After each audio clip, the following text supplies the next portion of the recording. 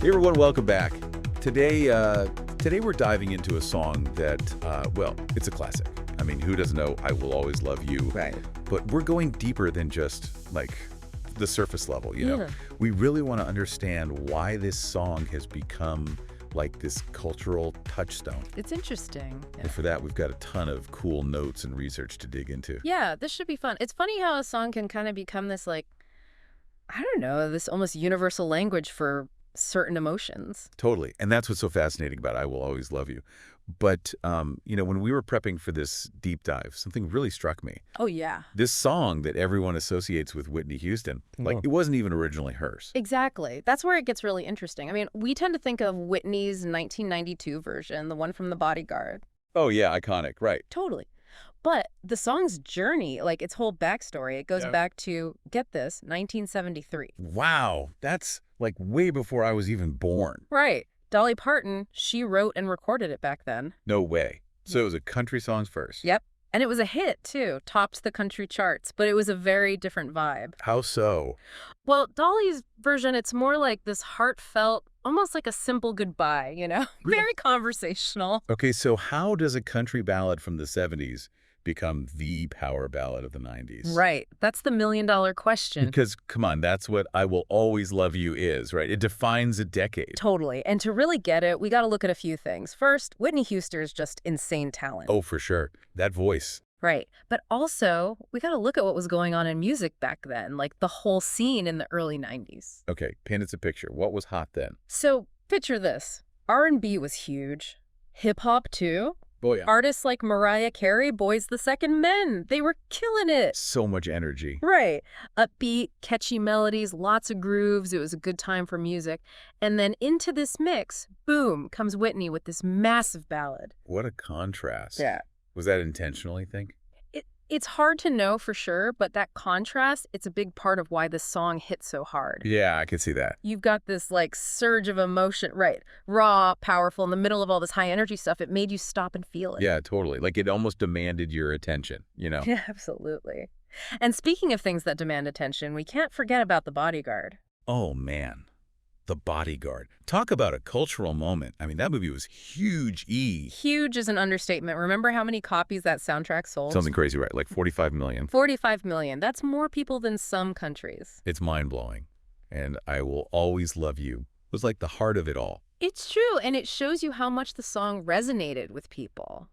The Bodyguard, it wasn't just a movie, you know? It was like this whole cultural event. Oh, totally. I mean, it came out right at the peak of, like, Whitney's career, and she was this icon. Exactly. And her character, Rachel Marin, she was this strong, independent woman at the top of her game. It was really empowering, especially for women, I think. And the song, it fit perfectly with that whole vibe, this message of, like, enduring love even when you have to let go. It was the perfect soundtrack for that message, for that whole feeling.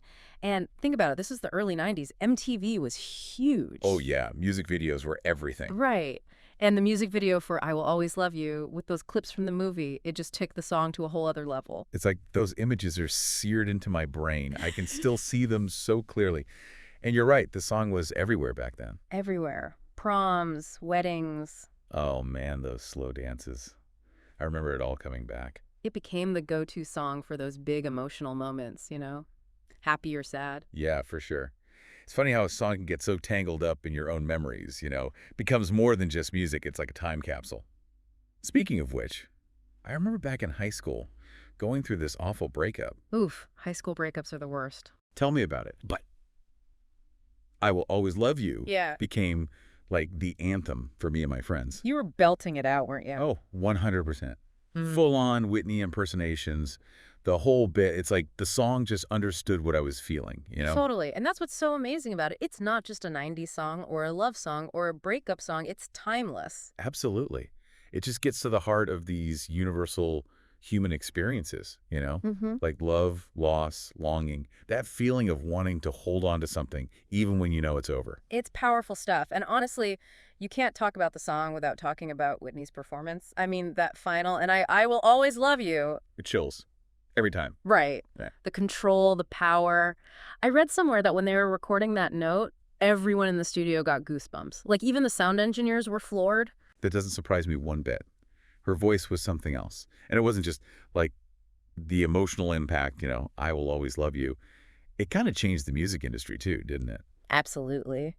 I mean, after that song, every vocalist was suddenly being compared to Whitney. Totally. Yeah. Talk about pressure. Right. Like, how do you follow that? She set the bar incredibly high. She redefined the power ballad, for sure. Not just how to sing it, but like what it could be. Exactly. And her influence, it didn't stop in the 90s either. You can still hear it today. Oh, yeah, 100%. Yeah. There's so many singers now who, like, you can tell Whitney's a huge influence. Across genres, too. Yeah. Pop, R&B, even country. It's like her voice, her interpretation, it became a blueprint. Like, if you want to sing with that kind of raw emotion, that vulnerability, you got to study Whitney. Exactly. And it went beyond music, too. You Right, yeah. started hearing I Will Always Love You everywhere. Like what?